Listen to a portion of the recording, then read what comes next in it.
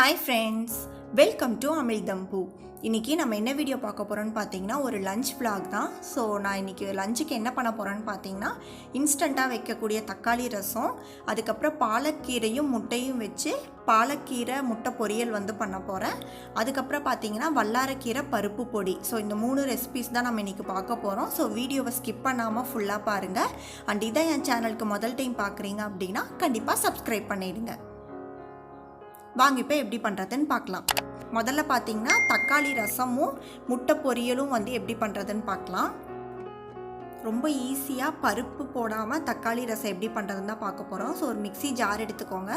நான் இன்றைக்கி 2 தக்காளி எடுத்திருக்கேன். ஸோ உங்களுக்கு எந்த அளவுக்கு வேணுமோ எடுத்துக்கோங்க. நான் எனக்கும் அகரனுக்கு மட்டும்தான் நான் பண்ண போகிறேங்கிறதுனால நான் 2 தக்காளி எடுத்திருக்கேன். ஸோ தக்காளியை குட்டி குட்டியாக கட் பண்ணி மிக்ஸி ஜாரில் சேர்த்திக்கலாம்.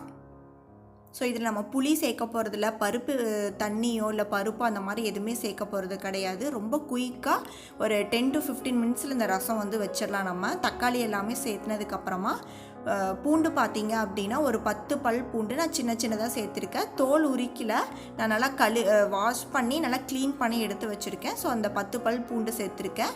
சின்ன வெங்காயம் ஒரு 2 சேர்த்துருக்கேன்.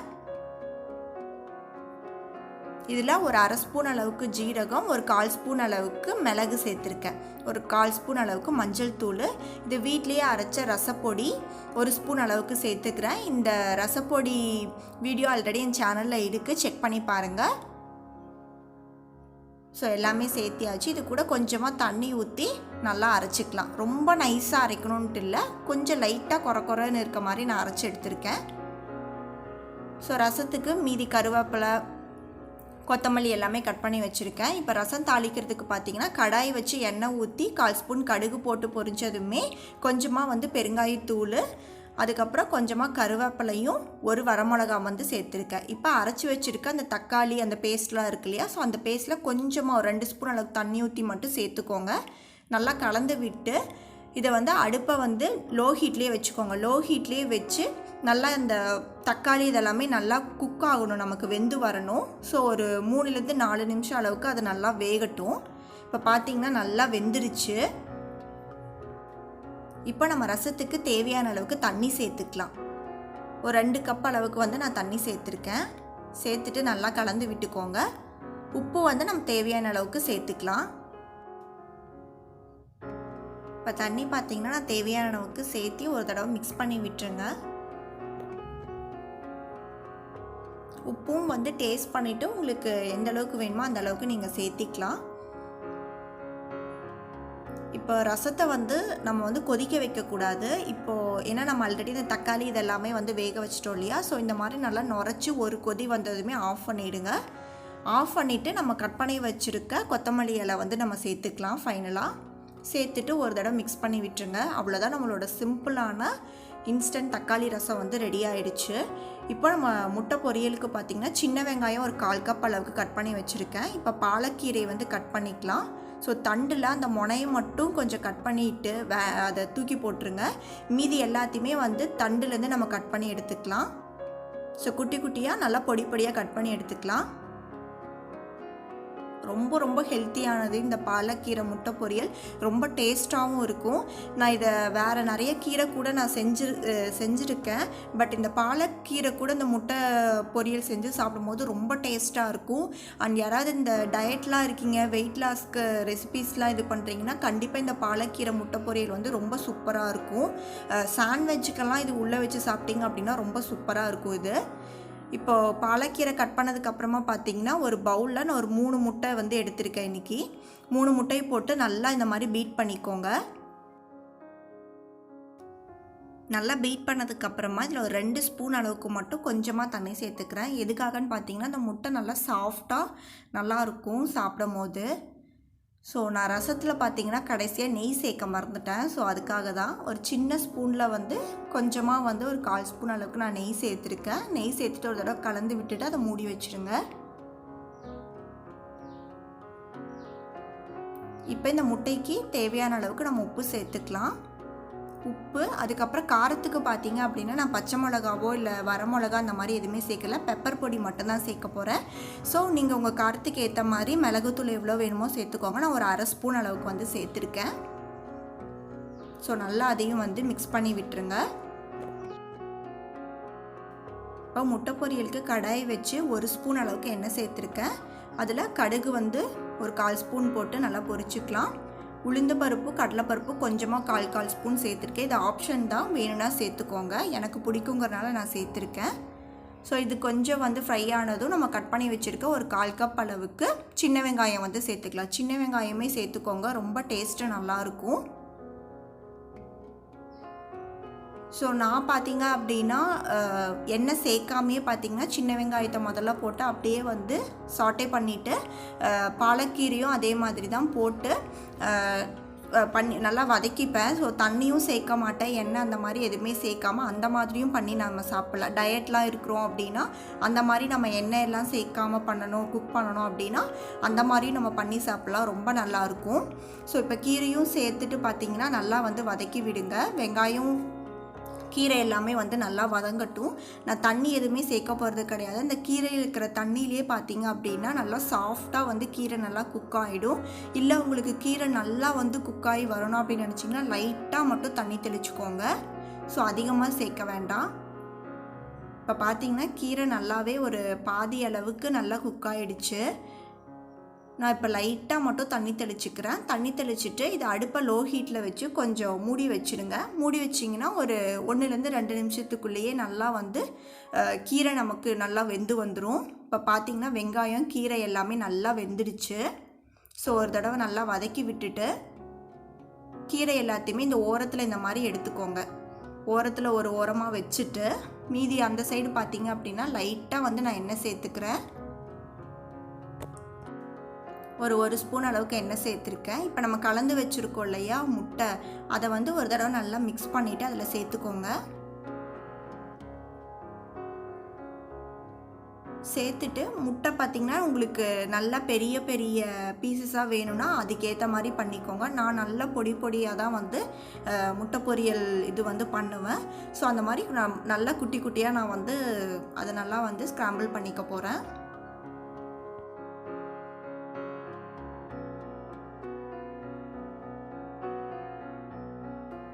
முட்டை பார்த்திங்கன்னா ஒரு பாதி அளவுக்கு குக் ஆனதுக்கப்புறமா கீரையும் முட்டையும் ஒன்றா நம்ம வந்து மிக்ஸ் பண்ணிக்கலாம். ஸோ நல்லா மிக்ஸ் பண்ணி விடுங்க, ரெண்டும் வந்து ஒன்றா மிக்ஸ் ஆகணும். அண்ட் முட்டை பார்த்திங்க அப்படின்னா அங்கங்கே கொஞ்சம் பெரிய பெரிய பீசஸாக இருக்கிறதுனால நான் கரண்டியை வச்சு குட்டி குட்டியாக வந்து நல்லா கட் பண்ணி விட்டுக்க போகிறேன். ஸோ உங்களுக்கு பெருசாக வேணும்னா நீங்கள் அப்படியே விட்டுக்கலாம்.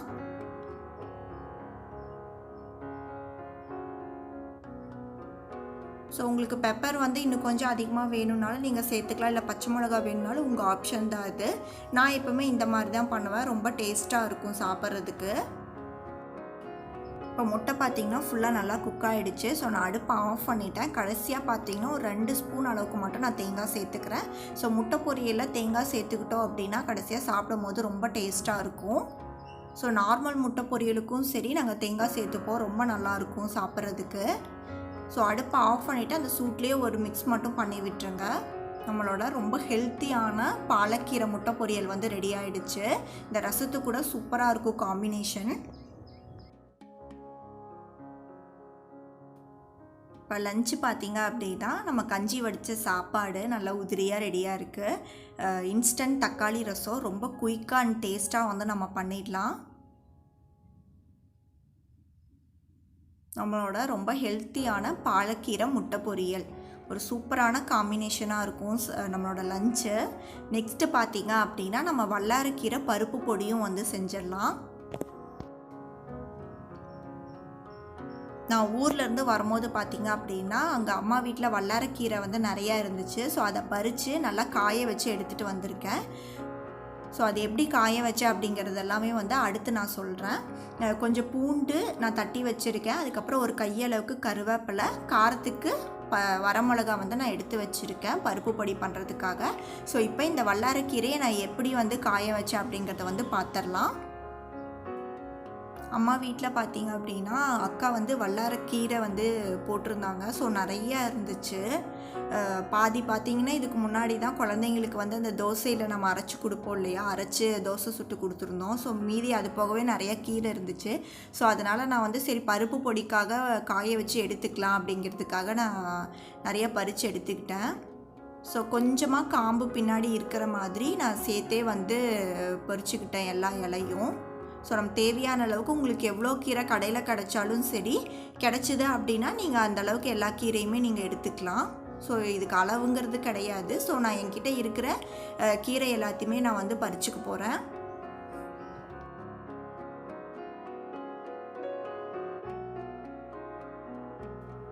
தேவையான அளவுக்கு கீரை பார்த்திங்கன்னா நம்ம பறித்து எடுத்தாச்சு. ஸோ இது நிறைய மண் தூசியெல்லாம் இருக்கிறதுனால நம்ம 2-3 தடவை நிறைய தண்ணி சேர்த்தி நல்லா வந்து வாஷ் பண்ணி எடுத்துக்கலாம்.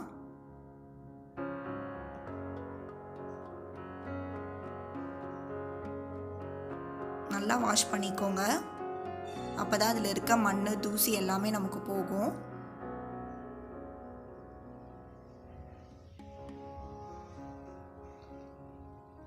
இப்போ கீரை பார்த்திங்கன்னா நல்லா கழுவி எடுத்தாச்சு. இந்த கீரை பார்த்திங்க அப்படின்னா எப்படி நம்ம காய வைக்க போகிறோன்னா, நம்ம இதுக்கு முன்னாடியே முருங்கைக்கீரை பொடி வந்து நான் போட்டிருப்பேன். ஸோ அதே மாதிரி தான் நம்ம இதை வந்து வெயிலில் காய வைக்கவே கூடாது. அதோட கலர் சத்துக்கள் எல்லாமே நமக்கு போயிடும். ஸோ வீட்டுக்குள்ளேயே பார்த்திங்கன்னா வெயில் படாத இடத்துல நான் வந்து என்னோடய டேபிளில் இந்த மாதிரி ஒரு பிளேட்டு போட்டு அதை அப்படியே ஒரு 2-3 நாள் நான் அப்படியே வச்சுட்டேன். ஸோ அது நல்லா வந்து காஞ்சிரும் நமக்கு. ஸோ அதே மாதிரி தான் ரொம்ப ஈரப்பதமாக இருக்குன்னா முதல் டைம் போடும்போது மட்டும் ஒரு டிஷ்யூவோ இல்லை ஒரு காட்டன் துணி வச்சு அந்த ஈரப்பதத்தை எடுத்துருங்க. மற்றபடி அப்படியே ஒரு பிளேட்டில் இந்த மாதிரி நல்லா விரித்து போட்டு வச்சிட்டிங்க அப்படின்னா அது நல்லா வந்து காஞ்சிடும். ஸோ இந்த மாதிரி வல்லாரைக்கீரையை வந்து நல்லா நம்ம காய வச்சு எடுத்துக்கலாம். இப்போ நம்ம பருப்பு பொடி எப்படி பண்ணுறதுன்னு பார்க்கலாம். இப்போ கடாய் வச்சு ஒரு 1/2 கப் அளவுக்கு பார்த்திங்கன்னா துவரம்பருப்பு சேர்த்துருக்கேன். ஸோ நல்லா வந்து துவரம்பருப்பை அடுப்பை மீடியம் ஹீட்டில் வச்சுக்கோங்க. துவரம்பருப்பு பார்த்திங்கன்னா நல்லா பொன்னிறமாக நல்லா வாசனை வர அளவுக்கு வறுத்தெடுத்துக்கலாம். ஸோ கலர் பாருங்கள் இப்போ நல்லாவே சேஞ்ச் ஆகிருக்கு பொன்னிறமாக. நெக்ஸ்ட்டு பார்த்திங்கன்னா 1/2 கப் அளவுக்கு கடலைப்பருப்பு சேர்த்துருக்கேன். அதையும் அதே மாதிரி நல்லா பொன்னிறமாக வறுத்தெடுத்துக்கலாம். கடலைப்பருப்பு நல்லா வறுபட்டுருச்சு. இப்போ 1/2 கப் அளவுக்கு பார்த்திங்க அப்படின்னா பாசிப்பருப்பு எடுத்திருக்கேன். அதுவும் நல்லா வறுத்தாச்சு. நெக்ஸ்ட்டு ஒரு 1/4 கப் அளவுக்கு பார்த்திங்க அப்படின்னா வெள்ளை உளுந்து சேர்த்துருக்கேன். நீங்கள் வெள்ளை உளுந்துக்கு பதிலாக கருப்பு உளுந்து கூட சேர்த்துக்கலாம். அது இன்னுமே வந்து ஹெல்த்தியானது. நெக்ஸ்ட்டு ஒரு ஸ்பூன் அளவுக்கு வந்து குருமிளகு சேர்த்துருக்கேன். 2 ஸ்பூன் அளவுக்கு வந்து ஜீரகம் சேர்த்துக்கோங்க.